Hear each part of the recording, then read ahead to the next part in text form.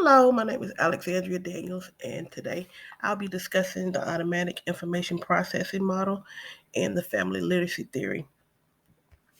I chose these theories to study so that I can gain more knowledge and to be able to use what I learned to assist the teachers at my school. Um, and I also would like to be able to contribute whatever information that I did learn to be able to um, support the growth of our students and my learning community. Our learning targets today will be the automatic processing model, the family literacy theory, and a summary. Automatic processing model focuses on how the brain processes, stores, and manages information. As you can see, the model is broken down into 5 components: attention, visual memory, phonological memory, episodic memory, and somatic memory. Attention is made up of 2 components, the internal and the external, which could be considered the decoding and the comprehension part. For researchers in text, it states that when you start to see lines and curves, you begin to identify letters, and that's considered to be the visual memory. The visual memory components processes the graphic information perceived as the reader scans the text. The print features are then analyzed to identify letters, and this data is then, transferred to the phonological memory, which is associated with the sound and with the syllables. The episodic and the somatic memory both records and notes the context that surrounds the print. So it's basically you're making connection with the printed information based on experiences that you've already had and meanings that you already know. And once you've gone through all 5 components, it is then said that comprehension has taken place. But what happens if, you get to a place where your student is reading text and they are not comprehending what they've read? The study shows that if a student gets to a text and they're not able to comprehend it, that they may be experiencing a cognitive load, which is an excess amount of energy that's going into the decoding process. Some intervention strategies that you can do to help that child is do group reading. Make sure they're in a group with students that are on their similar reading level and allow them to all read the same book together. And research says that you want to make sure that you give them books where they'll be able to read at least 95% of the text and comprehend what they're reading. You can also do some guided reading where you can get some supplemental um, reading materials that can go through all levels, whether it may touch on social studies, science, or math, and allow students to use those material to, excuse me, read and build their fluency and accuracy. Automatic information process is the ability to perform tasks without effort, knowing that you're going to get results by being repetitious and with practice. So it's constantly practicing and repeating.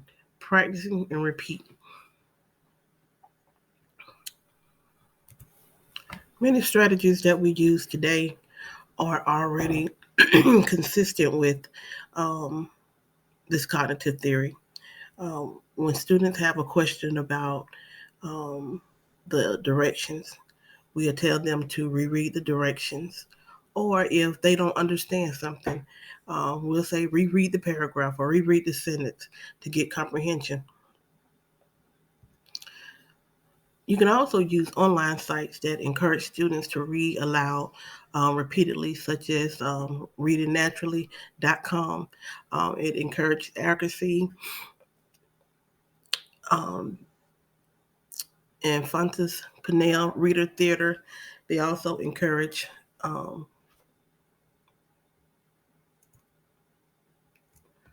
reading accuracy and automaticity. Then you have echo reading or core reading, is when the teacher demonstrates to the student um, by reading a passage to model that passage, showing accurate decoding and pacing. And then the student comes back around and repeat what the teacher has taught them. Talking books also help.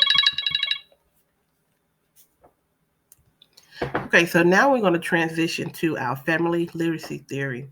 And this theory is near and dear to my heart because every day I see the effect that um, lack of parental support, um,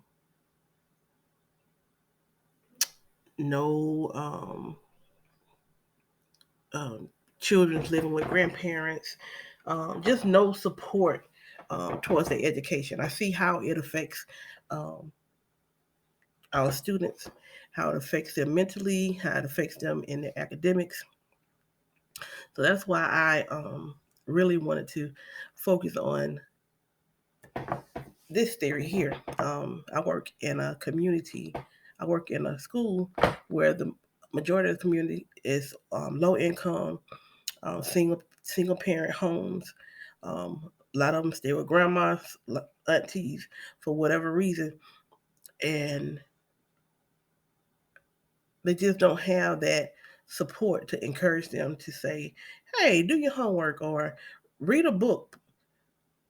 They just don't have that. So when I decided to do my selection, I wanted to do the family literacy theory so that I could find out information, more knowledge on how I can make our programs better, and things that I can do to support our students. Family literacy programs assist parents in improving their parenting skills and their literacy skills so that they can provide opportunities for their kids to grow.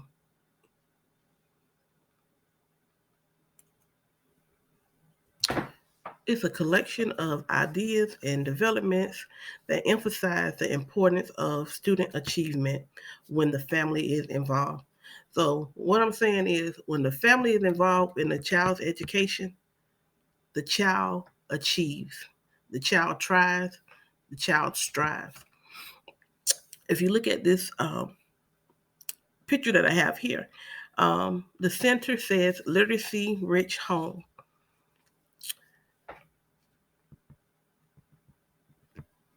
So, as a educator, some of the things that we need to do is welcome communication, welcome parents to um, talk to us about their kids, let them feel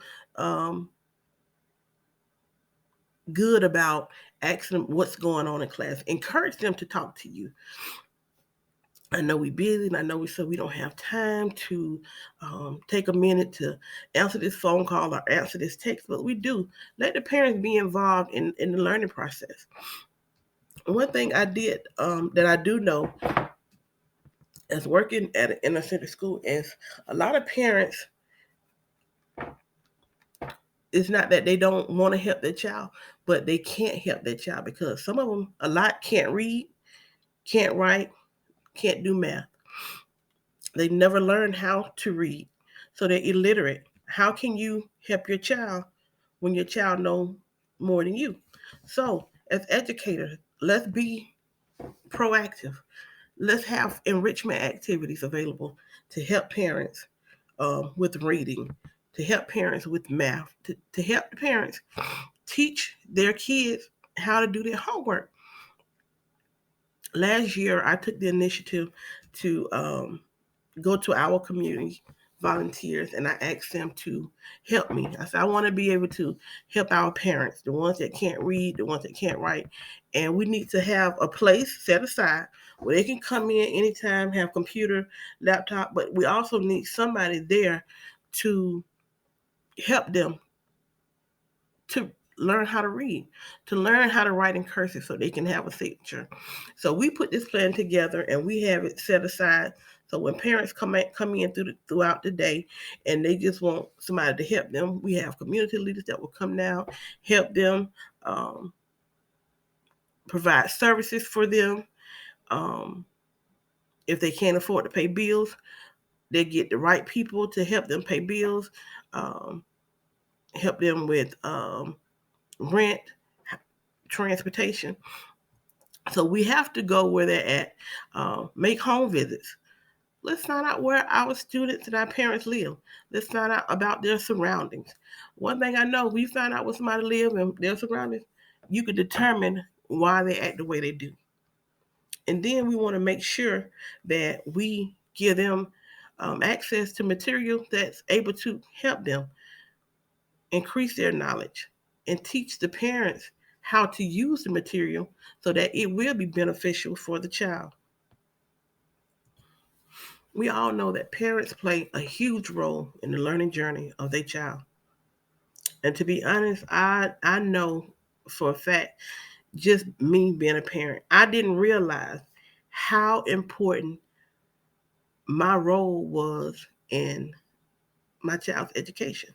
I always taught them, how to read, um, or to put a book in front of them, sat around and did homework. But it wasn't until the kids were on their cell phone and my daughter was sitting there reading a book, a paper book. And I was like, and so parents was bragging, they're like, she's reading a book instead of being on her cell phone. But because I instill reading in her, that's something that she loves to do. So I can hear her laughing and um, loudly. And it's all because her imagination is gone within that book. So parents, we play a vital role in our child's learning um, journey.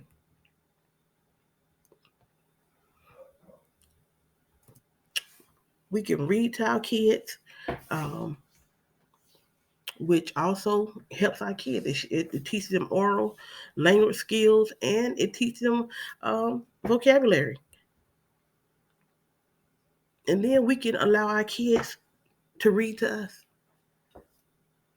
That helps them also. Oral language skills, phonemic awareness. They're learning words. And it's also motivating them and building up their confidence because they're able to hear themselves. And when they get to be better readers, they're able to correct themselves. They'll know, okay, this word, that don't sound right. So that can't be the right word. And then offer homework help parents. Take time to just show interest in what they're doing. Even if you don't know, just ask about it, inquire about it. Because one thing I'm a believer of, if you inquire about it, they think you know. So then they'll start showing more interest in their homework. They'll start doing their homework because they know mama asking about it or dad asking about it or grandma's asking about it. And then it'll motivate them. It'll motivate them to strive to do better, to strive to work harder. It encourages them when parents take time to instill a little time into the child's education. Research shows us that um, when we have a literacy rich home or literacy rich environment, that is more powerful and more successful than kids going to kindergarten or pre-K. When it's coming from within the home from the beginning, that encourages kids to keep striving, to keep learning. It keeps building and building and building. And some of the benefits of the literacy rich home is the positive impact it has on the child and the child's learning. Um, Not only does it have an impact in their literacy, but also throughout the curriculum, math, social studies. When the child can read, they can do math, they can do science, they can do social studies. But when they have the support of their parents, a caregiver, or family members, they can conquer the world because they know you have their back. So we're going to make sure that you get the information that you need. You have access to the information. You want to make sure that um, you utilize the information. Motivate the kids. Encourage the kids. You want to read to the kids to show them what words sound like, how they're supposed to pace themselves. You want to give them examples. And then this here will change the dynamic of the parent-child relationship towards education. It's no more just the child learning, but it's a parent thing. The parent is finding out different ways to support the child, which pushes the child to do better and to go harder. This theory here, I believe, best supports my clientele of students because this is something that they need. They need the support from family members. They need um, literacy. They need a high literacy um, home life. I believe in order for them to make it and to continue to make it, as much as we encourage them, the support from home is what we're lacking the most. So this is the theory that I'm pushing. Do I believe that both theories can build upon each other? I do, because repetitious. I believe repeatedness will allow them to be able to become fluent in accurate readers. But I also believe that they can become great, great readers, great um, learners, great human beings by having family involvement. I believe they'll conquer the world, and I think that's what's dear to me because I watch so many cry, and I watch so many don't have the parents to support them on honest day. So just getting that parent involvement and finding ways that I can get the parents in is one thing that I'm striving for. I hope I wasn't too long. Thank you all. I apologize for my voice. I'm dealing with COVID right now, but I appreciate you. Have a great day.